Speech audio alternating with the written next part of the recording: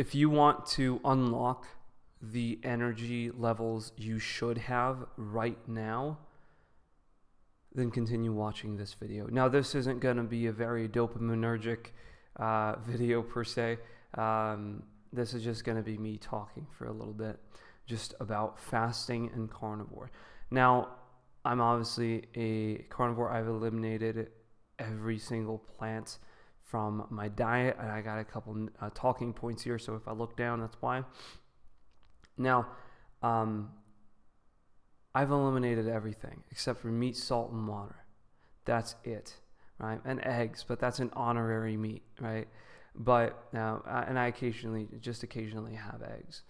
But ever since then, I mean, you've probably heard the testimonials of the carnivore diet. High energy levels, great skin. Like my skin, maybe this, I've got a pimple here, but it's only really so like big because I started poking at it, because I'm just that type of person that just like keeps poking at my skin. That's why it's all messed up. Back when I had really bad acne. And so, great skin, great health, more strength, clear head, no lethargy. Gosh, I don't know the word, but you know that feeling when you're lethargic after a meal? Nothing like that. I don't worry about my weight. Look, I'm not going to run you through the list, and I can guarantee you it's a very extensive list.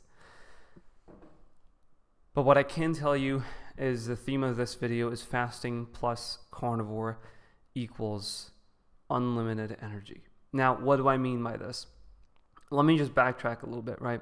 So I've been on carnivore for 8 months, okay? And so I've experimented quite a bit. I've evolved quite a bit. And really throughout this whole period, people have asked me, like family members, friends, acquaintances, have you felt any different? And really, I run them through the list that I just told you right now. And there's this feeling that there is this overarching theme about how I feel about my body, about how my body feels, and I couldn't really place my finger on it, and I've just recently really been able to grasp it, and now I want to share it with you. It feels like I'm a caveman, right? Let me explain, right? I haven't put this into very eloquent words. Maybe I'll find better words, but I feel like a caveman. Now, what do I mean by this? Look, I've tried fasting before. Trust me, I'll come back to the caveman, but I've tried fasting before, right? You generally feel tired. You really just want to eat. Hunger is overwhelming. I've never done any like super extended fasts, like over 48 hours, anything like that outside of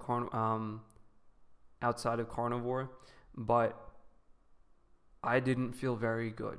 I didn't feel great. I was tired, and generally people, when they say, oh, I have so much energy when I'm fasting, normally they're fasting for multiple days, and it's just like down the line they don't want to eat. They're just like super energetic. And when I fasted on carnivore, I broke PRs. I had to double check. There's no other diet or no other lifestyle or nothing or no pre-workouts or supplements that I've tried that made me double check the weights like fasting did. I double checked the weights because it felt light. I was like, there's no way. Hold up. This feels considerably light compared to like 2 days ago, right? It's incredible. Like I feel really strong, even though I'm hungry. The hunger is not as strong as it is outside of carnivore, because carnivore, you're fat adapted. Your body doesn't have an issue with just consuming the fat that you have on you. And even if you're a lean guy, unless you're like 2% body fat, you have enough fat on you to last you weeks. And let me tell you, what I mean by I feel primal is this. Think back in the caveman days, right? I feel like a caveman. Back in the caveman days, people would not eat, like, a meal wasn't guaranteed. And so the person would eat, and they would wait until the next opportunity. They'll eat as much as possible, and then they'll wait for the next opportunity to eat. And when the time came, he couldn't be tired. He couldn't be like, oh man, I haven't eaten in 24 hours. He couldn't be like that. Okay, where was I? Yeah, you can't be. Look, your body's got to kick into high gear real fast, and you got to chase the boar as soon as you see it, right? Or you got to chase the mammoth off the cliff, or whatever you want to do, right? Now, look, that's very different from the experience I get when fasting outside of carnivore, when eating a modern diet, right? And back to the primal thing, when I'm eating this way, my body feels like a hunter body, right? When I don't eat, I get stronger because I really want to go and chase something, right? When I do eat, I know when to stop. I know when to stop, and I know, okay, when I'm satisfied, yeah, I can eat a bit more. Sure, I can eat a bit more if I want, but I know when I'm satisfied. Like, I don't have to eat. And my body tells me how much protein and how much fat I need. And it just feels like something, it just makes sense, right? I don't know if I'm putting this across correctly. I can see many flaws in the way I'm presenting this as I'm saying it. But the thing is, it all comes down to my body feels like it's working properly and works like someone living in an age of cavemen. Of your meals are not like promised. There are no promises. Nothing's guaranteed. And so if you eat today, your body's got to take the most calorie dense parts of that animal and then be able to kick into high gear whenever there's food again to chase, right? It needs to. It's almost like I feel the survival instinct like it's supposed to be felt, and I know this is sounding ridiculous, but it's like you see food, and if you want your body to chase it, your body chases it, and this brings me back to this point of. To this other point where it's fasting will bring you to one of two extremes. You're tired, or you're just chasing, right? By default, if you don't ask your body for energy when you're fasting, you'll start getting tired. You'll start getting tired, and it's hard to like even go up the stairs and stuff. But as soon as you start asking for your body to give you energy, it'll just pump energy into you. And you don't even know when it's going to end, right? You don't see the end of it. It's just unlimited energy, and it feels great. And I was doing the I was experimenting with bone broth fasting. When essentially you're just not eating anything, just drinking bone broth. And though you're taking in fat, you're taking in these nutrients and some calories. Like metabolically, you're still fasting. And so I still felt that the tiredness, and because that day I was being lazy. I was procrastinating, and I went into the other extreme. But later in the day, when I decided to attack the problems, I started feeling that energy. And picking up momentum. And guess what happened when time for the gym came around? My energy levels went like sky high. I felt no different from any other day. And I was way stronger. I was like, I had fasted 2 weeks before, I think. around there, right? I had hit a PR, 80 pounds on the dumbbells, and I'm gonna even read this out to make sure this is accurate. 80 pounds in bench press, dumbbell bench press, right? This was a Monday. Awesome. Okay, so this was a Monday.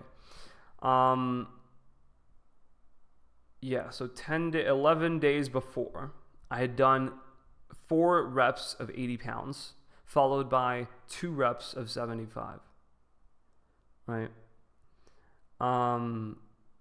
Before that, I was actually eating 1 meal a day, and I was, this was just before lunch. So I was even more fasted because this one that I just told you about, it was in 6:35 a.m. This last one was 12:18 p.m., right? So noon.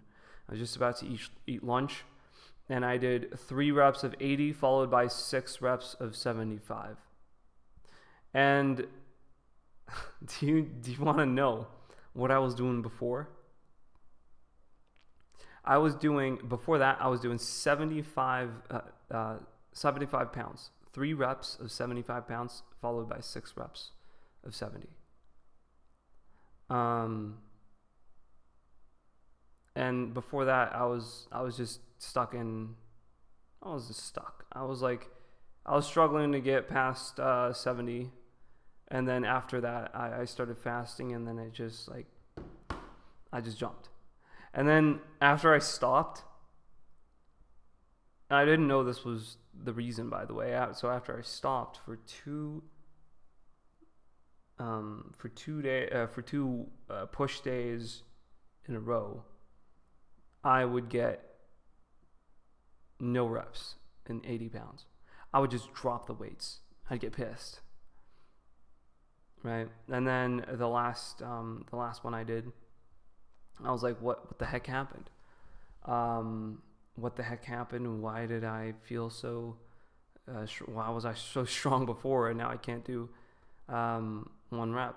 I thought it was a cold or something, but after the second time around, I was like, there's no way. And so I thought, the bone broth fast. And then that's what I did that day. And that day, I did 4 reps of 80 pounds. So I could carry around, compared to the other days, around like 10 pounds more on each side. And that's a big jump in progression. At least for me, it's like night and day difference. I guess I just rambled a little bit on all the numbers, and some of you might not even have followed. I have trouble following spoken numbers, and unless I could see it, it's kind of annoying for me to follow. But really, I've been noticing more of just the philosophy of this and how much it applies to everything else in life. The philosophy of doing things the way we're supposed to do, biologically, right? For example, diet. This is an obvious one. This is what we're talking about today. Another example, right? Sleep. What are you supposed to do when the sun goes down? You're supposed to wind down, even like light up a campfire where there's no blue light, and then sleep until the sun comes up. And when does that normally happen? The same time every single day. And what do like Andrew Huberman and all these like health gurus? I say health gurus, but like I don't mean any. I don't have any derogatory meaning attached to it in this case. But they all tell you the same thing. Avoid blue light after a certain time of the day. Wake up when the sun goes up. Look at the sunlight, right? Get sunlight. There's grounding. That's becoming popular. There's a bunch of these health things that are just more and more veering towards the way that we're supposed to do things. And this even goes beyond health, right? Language acquisition. Now, this is a topic for another day, but if you apply to the way that we're supposed to do things, if you apply that biologically, I mean, the way our bodies are built to do something. I guess that's a little bit more. It's a work in progress, right? But if you apply that to language learning, for example, you get language acquisition, immersion, right? And this is again a topic for another day, but it's essentially where you don't study grammar. You don't try to talk in your first lesson. You don't even have lessons. You just listen and listen and listen and pay attention. What did you do to learn English? Right? If you're a native speaker, what did you do to learn English? Or even if you're not, I've met many Europeans that speak English pretty darn freaking well. Sometimes I had trouble, like, do they have an accent or is it just the way they talk? Right? Like, sometimes I would get that, like, I would question myself. It wasn't so obvious. And I would ask him, okay, where did you learn English? And he's like, yeah, I mean, I just watch YouTube. I'm like, okay, well done. Right? They just watched YouTube as a kid and would eventually, like, pick it up. I've heard many stories, and I've spoken to multiple people that have experienced this, and it's crazy, and that's how we're supposed to learn languages. All right, I'm back once again. Now, so language acquisition, right? And those people, they have the best grasp of the language. I have a cousin, and I don't want to get too deep into this, but you might disagree. You might love taking language classes and speaking early on. And sure, it depends on your goal. Sometimes people can use their brains in many different ways for many different things. And if you want to just speak and be able to hold up a conversation and get to that point as fast as possible, this wouldn't be like the method for you. This is more like, do you want to be a native? Do you want to be the language? Do you want it to be a part of you? Or do you want to know the language? Right? If you want to sound like a foreigner, learn like a foreigner. If you want to sound like a native, learn like a native. And okay, well, that's enough for language acquisition. And I know many people would disagree because this is an extreme view, and people, by definition, most people will disagree with extreme views. But yeah, look, if this has been interesting for you, if this has been an interesting video for you, like the video, maybe subscribe, comment, because as you've probably heard from 10 other YouTubers, it helps the algorithm. And so, that being said, hopefully you've enjoyed. Hopefully I've opened your mind or connected some dots. That being said, see you in the next one.